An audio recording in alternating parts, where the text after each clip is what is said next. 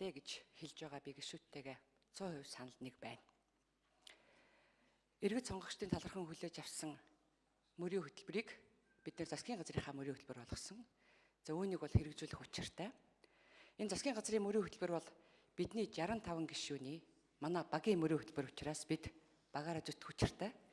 За дээр нь сая ардчилсан намынхан маань мөн одоо сонгуулийн мөрийн хөтөлбөртөө нэлээд олон зүйлэнд давцж байгаа. Тэр дундаа цалинтай ээж хөтөлбөрийг бас ярьж санал авсан тухай, олонний дэмжлэг авсан тухай ярьж байгаа учраас энэ 76 гишүүн маань засгийн газрын үйл ажиллагааны мөрийн хөтөлбөрийг хэрэгжүүлэх чиглэлд хамтарч ажиллах ийм сайхан болцоо үүсэх юм байна гэж би бас бодож талархаж байна.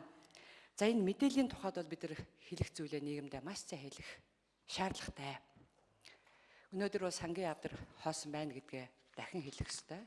За дээр нь 2017 оны 3 сард гадны өр зээлийн хүүдэн зөвхөн нэг их найд төгрөг.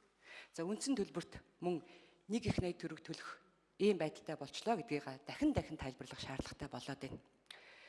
Өчигдөр эмч нар энэ урамшуулал юмд засгийн газар гар хүрэх юм бол туршлагатай эмч нар ажлаа хаяад явна гэж энэ салбарыг хариуцсан үйлдвэрчний эвлийнхэн мэдгдэл хийж байна.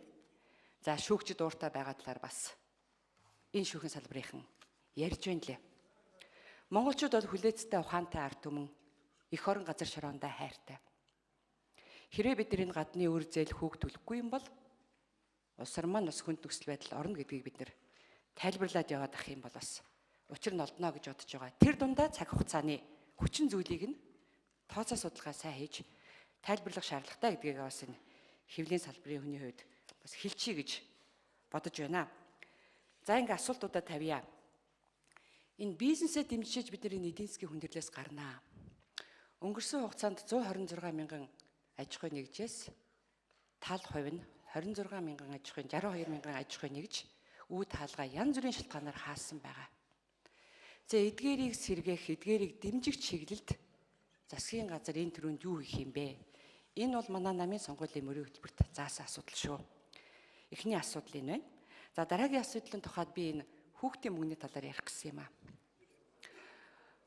Өмнөх олонх одоогийн цөөнх маань энэ хүүхдийн мөнгийг зорилтод бүлгэрүү өгөө гэдэг энэ асуудлыг ярьж ирсэн.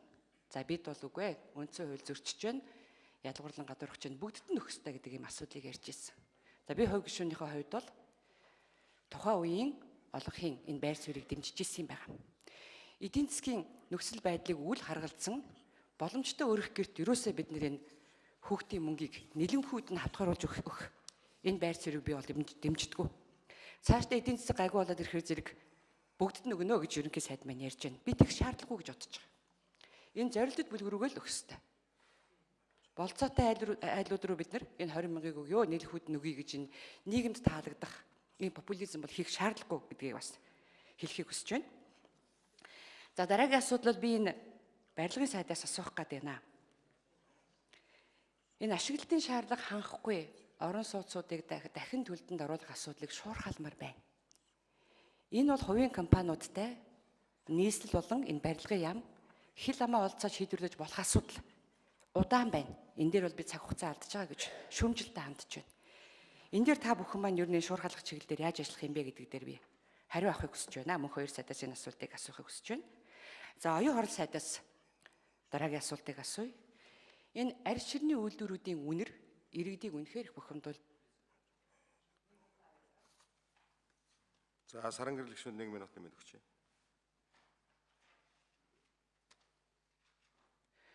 Өдөр бүр өмхийн үнэр үнэртэж амьдрна гэдэг бол хоолтой байснаас дор шүү. Энийг шийдэх шаардлагатай байна. Оюун орон сайд маань сайдаар томилогдох үед асууж байхад энийг энэ төрөнд шийднэ гэж хэлжээсэн. Энэ чиглэлд ахиц дэвшил гарав гэдгийг би асуумаар байна.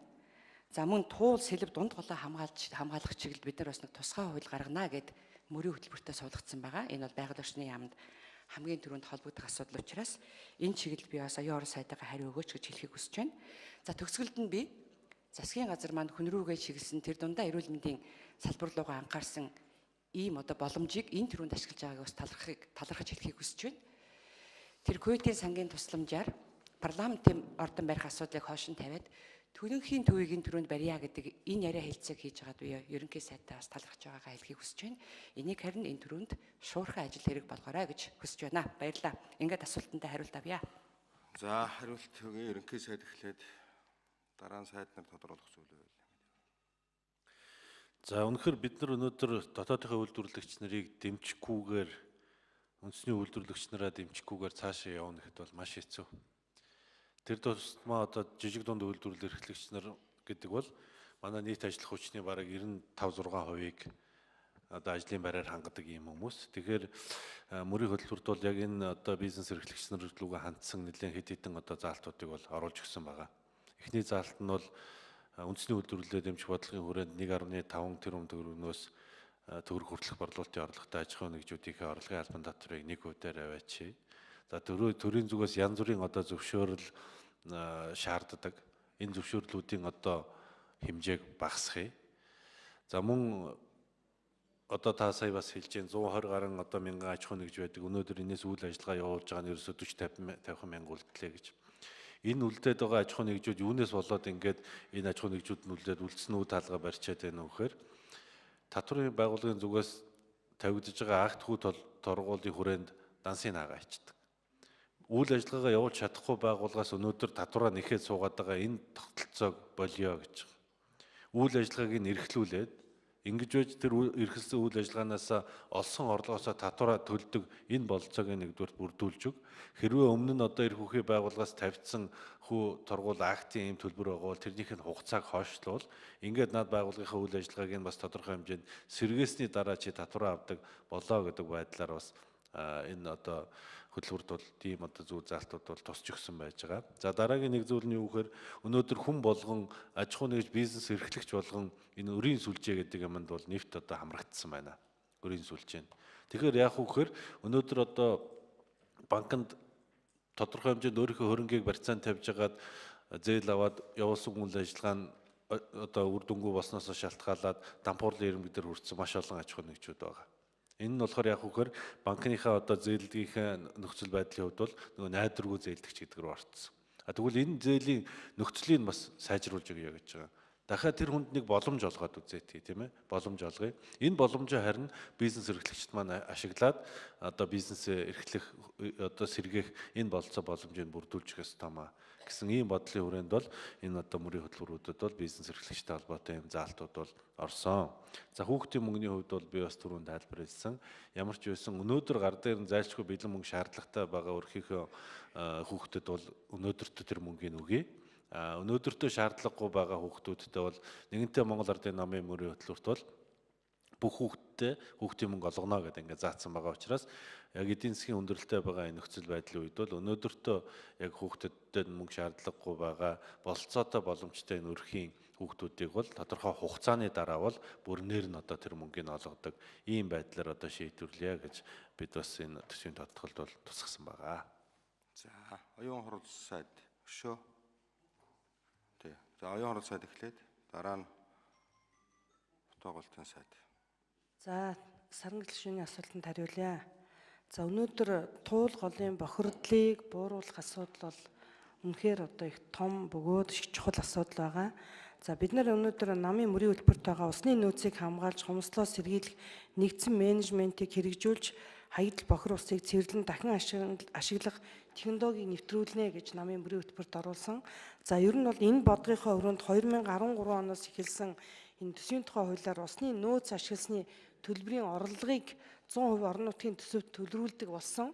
За өнөөдөр одоо саран гэрэл гишүүний асууж байгаа туул голын бохирдлыг яагаад шийдэж чадахгүй Улаанбаатарчууд муухай өнөрн дунд амьдраад байгаа юм бэ гэдэг асуудал бол Улаанбаатар хотын төв цэвэрлэх байгууламжийн бохирдлыг цэвэрлэж чадахгүй, шинжилж чадахгүй, хөрөнгө оруулалт хийж чадахгүй байгаатай шууд холбоотой байгаамаа. За энэ ажлыг бол үе үеийн засгийн газар, үе үеийн нийслэлийн хотын удирдлагууд бол ярьж шийдвэрлэх арга хэмжээнүүдийг авах гэж оролдож исэн. За Улаанбаатар хотын зөв цэвэрлэх байгууламжийг шинжилхийн тулд концессийн гэрээгээр хийх ажлыг нийслэлийн засаг даргын тамгын газар за цэвэрлэх байгууламжийн техник эдийн засгийн үндэслүүдийг одоо төслийг Францын компаниар хийлгэж байгаа. За энэ бол төсөл нь урьдчилсан байдлаар одоо 600 одоо тэр бум төгрөг болно гэсэн ийм тооцоо судалгаа гарсан байгаа. За энэ бол үнэхээр одоо их том мөнгө. За энэ мөнгийг олж хийхээс өөр арга байхгүй. Өнөөдөр бол бид туулголдоо харьгаа цэвэрлэх байгууламжээр жишээлбэл 28 аж ахуй нэгж бохир усаа нийлүүлж байгаа. За эдгээр аж ахуй нэгжийн хохирол стандартын хэмжээнээс 1.8 дахин их байдгаа гэсэн ийм судалгааг манай мэргэжлийн байгууллагын бол дүгнэлт гаргасан байдаг. За мөн төв цэвэрлэх байгууламжинд 283 аж ахуй нэгж мөн одоо бас бохир усаа нийлүүлж байгаа. За энэ нийлүүлж байгаа усны бохир усны чанар одоо стандартыг бол 15 дахин үндсэн байх хэмжээнээс их байна гэж үзэж байгаа. Тийм учраас өнөөдөр Монголын төр засаг гадаадаас авж байгаа зээл тусламж одоо бодлогынхоо хүрээнд төв цэвэрлэх байгууламжийг шийдвэрлэх асуудлыг яг саяын саран гэрлэгшүүний хэлдэг шиг 1 номерын асуудал болгож Улаанбаатарчуудыг аюулгүй эрүүл орчинд амьдрах нөхцөл боломжийг хангаж өгөх шаардлагатай байна. Өнөөдөр энэ асуудалд анхаардаггүй тийм иргэн хүн байхгүй. Twitter, Facebook хуудсанд туулгалаа аврыг гэдэг маш олон хөдөлгөөнүүдийг залуучууд өрнүүлсэн энэ талаар сэтгэгдлээ бичдэг, саналаа бичдэг. Тэгээ энийг бол өнөөдөр зөвхөн одоо бодлого ярьж байгаа яам ярьснаар асуудал шийдвэрлэгдэх боломжгүй. Энд бол өнөөдөр 300 сая Америк долларын хөрөнгө оруулалтыг техник эдийн засгийн үндслийнхэн дагуу барьж байгуулж шинчилж байж энэ асуудлаа шийдэгдэнэ. За мэдээж одоо энэ асуудлыг хүлээлгүйгээр даруйхан авах арга хэмжээнүүдээ мөн бас одоо бид хийж шийдвэрлэх тийм зайлшгүй шаардлагатай байгаа гэж үзэж байгаа. Ингийн тулд бид ус бохирдуулсны төлбөрийг тухайн аж ахуй нэгжээс нь авдаг. Жишээлбэл алт холбоолж байгаа компаниуд орхон голыг бохирдуулж байгаа тухай өнөөдөр бас л хэвлэлийн хуудаснаа маш хэмжээгээр бичиж байгаа.